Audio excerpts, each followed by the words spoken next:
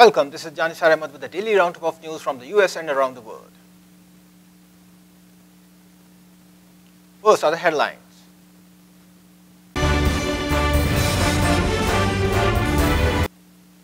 A sheriff's deputy was killed and 4 officers were injured Sunday in a suburban Denver when a gunman fired more than 100 rounds in an ambush-style attack.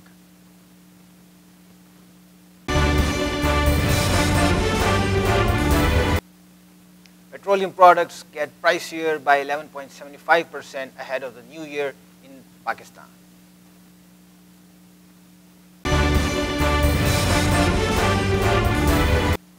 English math exams, lack of quality teachers blamed behind poor show in Bangladesh.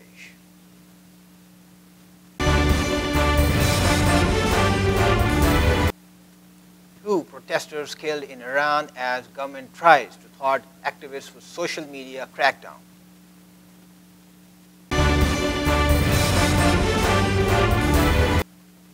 Youth votes will be bedrock of new India Prime Minister Narendra Modi.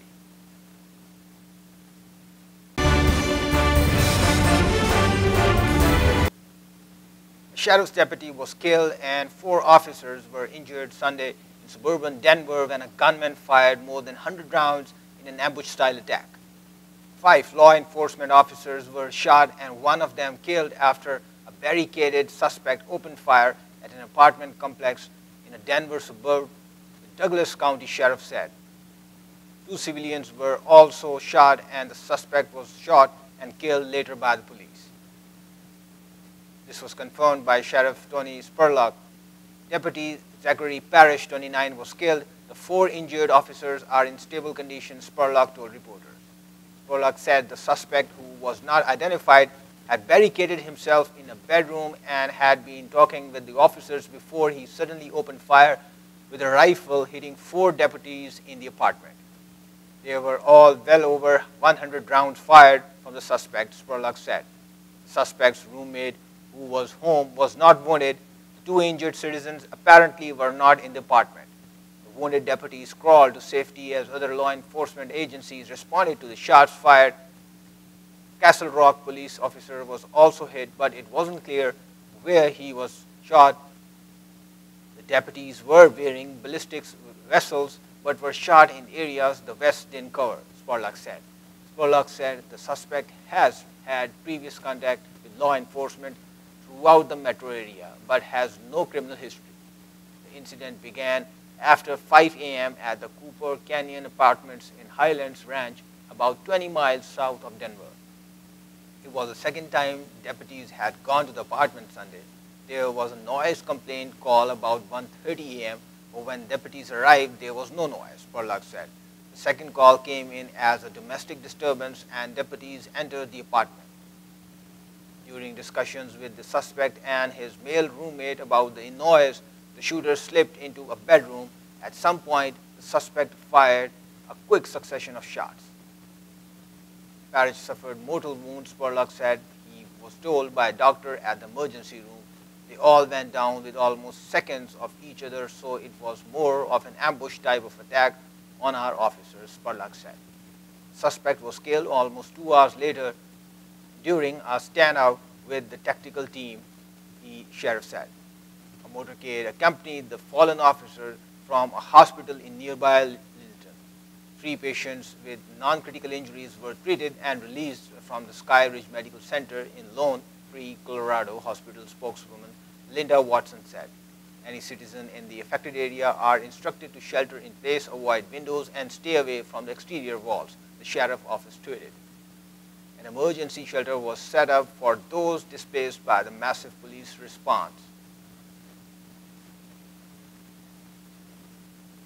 President Trump tweeted his deepest condolences to the victims of the terrible shooting in Douglas County and their families. The 4 injured officers are Mike Doyle, 28, Tyler Davis, 30, Jeffrey Pell, 32, of the Douglas County Sheriff's Department, and Tom O'Donnell, 31, a police officer with Castle Rock Police Department. Parrish is survived by his wife and 2 young children. He joined the Sheriff's Department about 7 months ago after 2 years with the Castle Rock Police Department. London welcomes 2018 It's a spectacular firework display that lights up Westminster as female-dominated soundtrack marks a century of women's vote. More than 250,000 revelers were expected to flock to the city's landmarks to welcome the new year.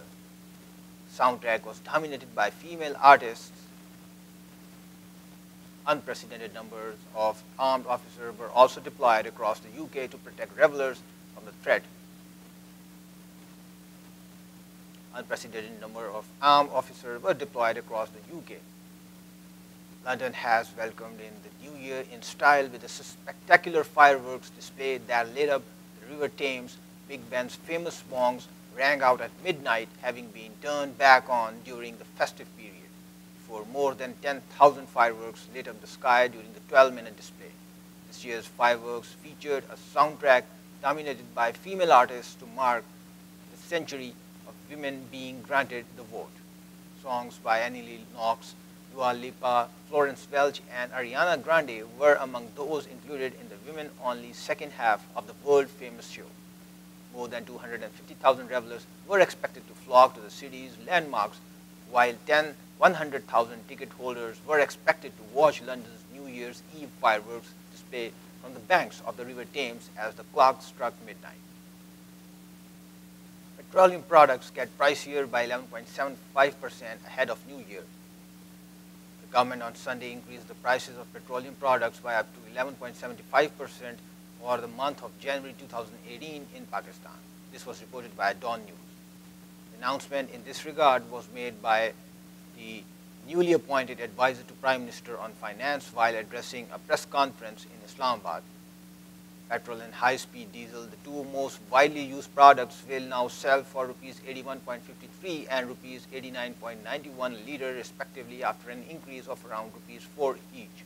Ex-depot price of high-speed diesel increased by Rs 3.9% per litre and that of petrol by Rs 4.6 per litre. Moreover, the price of light diesel oil has been increased by Rs 6.25 per litre, while the price of kerosene oil will see a hike of Rs 6.79 per litre.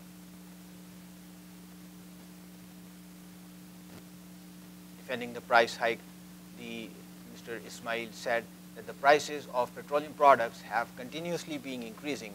He mentioned that the ratio of sales tax on petrol has not been changed. The revised prices of petroleum products will take effect from January 1st, 2018. English math exams, lack of quality teachers blamed behind poor show in Bangladesh.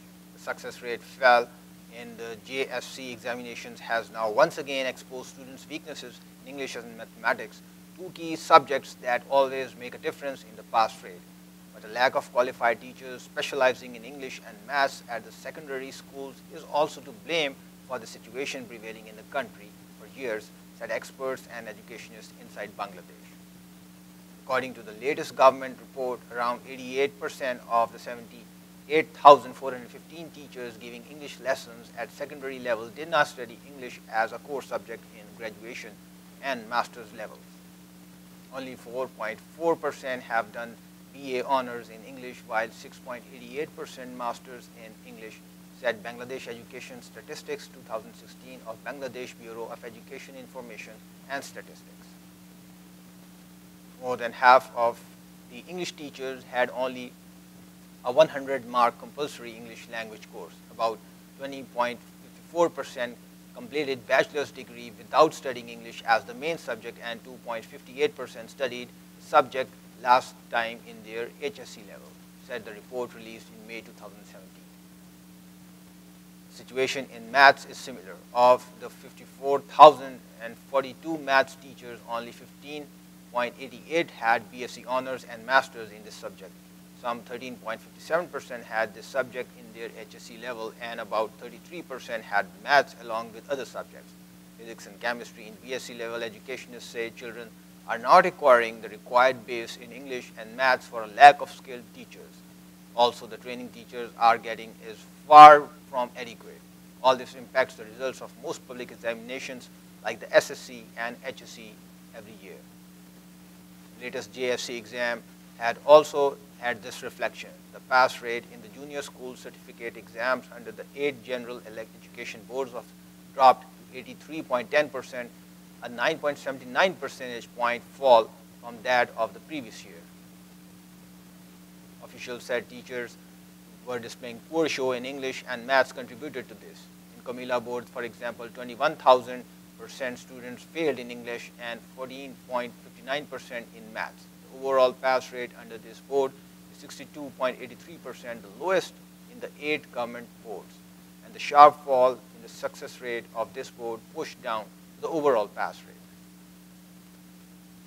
Professor M.D. Abdul Salam, acting chairman of Comilla board, acknowledged that the shortage of good English and maths teachers in rural areas might be the reason for this drop. Students in Dhaka, Jessore, and Chittagong boards also performed badly in these 2 subjects according to the results published on Saturday. English and mathematics are associated with skills. It may be possible to teach subjects like Bangla for a teacher who majored in other subjects, but it is not possible to teach English and mathematics for an alternative teacher, said renowned educationist Rashida K. Chaudhary. The lack of skilled and subject-based teachers is a major problem, particularly in rural areas where most schools are non-governmental schools, she said. In developed countries, you won't be allowed to enter a classroom without proper training. You have to take part in a test to prove your skill and quality before being registered as a teacher. This is absent in our education sector, said Rashida, also the executive director of Campaign for Popular Education. 2 protesters killed in Iran as government tries to thwart activists with social media crackdown. 2 demonstrators were reportedly killed overnight as the Iranian government struggled to contain anti-government protests spreading throughout the country. Deaths, which were reported Sunday by the semi-official news agency, marked the first time protesters were killed in the demonstrations that began Thursday over economic woes facing the country. The fatalities occurred in protests in Durand, a city around 200 miles southwest of Tehran, the Associated Press reported. Hundreds of protesters have been arrested since Thursday, including 200 in Tehran on Saturday, according to Iranian media reports. Iran's government, meanwhile, attempted to undermine activists by limiting access to apps that had been used to organize gamer support for the protests. Iran blocked access to Instagram and Telegram, a messaging app used by protesters to organize rallies. Iranian authorities are blocking access to Telegram for the majority of Iranians after our public refusal to shut down peacefully protesting channels, Telegram CEO Pavel Durov wrote in the Twitter. Facebook, which owns Instagram, has not commented publicly on the reports from Iran. President Trump waited in Sunday for the second time. Big protests in Iran, President tweeted, the people are finally getting wise as to how their money and wealth are being stolen and squandered on terrorism. 2 protesters killed in Iran as government tries to thwart activists with social media crackdown. 2 demonstrators were reportedly killed overnight as the Iranian government struggled to contain anti-government protests spreading throughout the country. The deaths, which were reported Sunday by the semi-official news agency, marked the first time protesters were killed in the demonstrations that began Thursday over economic woes facing the country. Fatalities occurred in protests in Durand, a city about 200 miles southwest of Tehran, the Associated Press reported. Hundreds of protesters have been arrested since Thursday, including 200 in Tehran on Saturday, according to Iranian media reports. Iran's government, meanwhile, attempted to undermine activists by limiting access to apps that had been used to organize or garner support for the protests. Iran blocked access to Instagram and Telegram, a messaging app used by the protesters to organize rallies. Iranian authorities are blocking access to Telegram for the majority of Iranians after our public refusal to shut down peacefully protesting channels, Telegram CEO Pavel Durov wrote on Twitter. Facebook, which owns Instagram, has not commented publicly on the reports from Iran. President Trump weighed in Sunday for the second time, saying, big protests in Iran. President tweeted, the people are finally getting wise as to how their money and wealth is being stolen and squandered on terrorism. Looks like they will not take it any longer. The USA is watching very closely for human rights violations. He had earlier warned Tehran via Twitter The world is watching. Demonstrations were the largest in Iran since 2009, when tumultuous protests spread following a disputed presidential election. Youth votes will be bedrock of New India, Prime Minister Narendra Modi. Urging those turning 18 to register themselves as electors, Prime Minister Modi on Sunday said that voters would prove to be the bedrock of a new India and suggested that a mock parliament be organized in Delhi around August 15 to deliberate on how New India could be formed in the next 5 years. Right now, I got an idea whether we could organize a mock parliament in every district of India where the youth between 18 and 25 could sit together and brainstorm about New India, find ways and chalk out plans, Modi said in the monthly radio program Mann Ki Baat. He said, today a lot of new opportunities have been created for the youth. Our youth are coming forward in areas like skill development, innovation and entrepreneurship and are achieving success. I wish the New India youth get information and details of all these new opportunities and plans at one place and a system be created so that every young person on turning 18 should get to know all this and benefit from it. Labour is taking out new centre ground, says Jeremy Corbyn. Labour is taking out the new centre ground in British politics, Jeremy Corbyn has said as the party leader gave their New Year message. Mr. Corbyn said the prospect of a new Britain was closer than ever and he was leading a government invading. Prime Minister Theresa May used her New Year message to say Britons will feel renewed confidence and pride in 2018. Lib Dem leader Sir Vince Cable called for a second public vote on Brexit and a real cash injection for the NHS. Labour defied predictions of a landslide defeat in the 2017 general elections to secure a hung parliament. The results saw the Prime Minister lose her Commons majority, but the Conservatives remain the largest party. Mrs. May acknowledged that 2017, during which she called a snap election, was a challenging year. That is true for each of us personally, she added. The Prime Minister also lost 3 senior cabinet members to scandals during 2017. However, she said, the real test is not whether challenges come, it's how you face them, whether you allow a task to overcome you or tackle it head-on with a purpose and resolve. The Labour leader used his message to attack a failed system of governance and stagnant economy of wealth disparity run by a self-serving elite. The 2017 general elections showed the establishment's secret is out. They are not as strong as they appear and have no idea how to fix their broken system, Mr. Corbyn said. The old political consensus is finished, she added. He also said, we are staking out the new centre ground in British politics, backing the things which most people want but are blocked by vested interests. We are a government invading while the Conservatives are weak and divided and stuck in an outdated run with no new ideas, he said. Mr. Corbyn said Labour mission was to give people support and security and use their talents, unleash their creativity and fulfill their hopes. The hope of a new Britain run in the interests of the many, not the few, is closer than ever before. Together we can and we will deliver it, he said.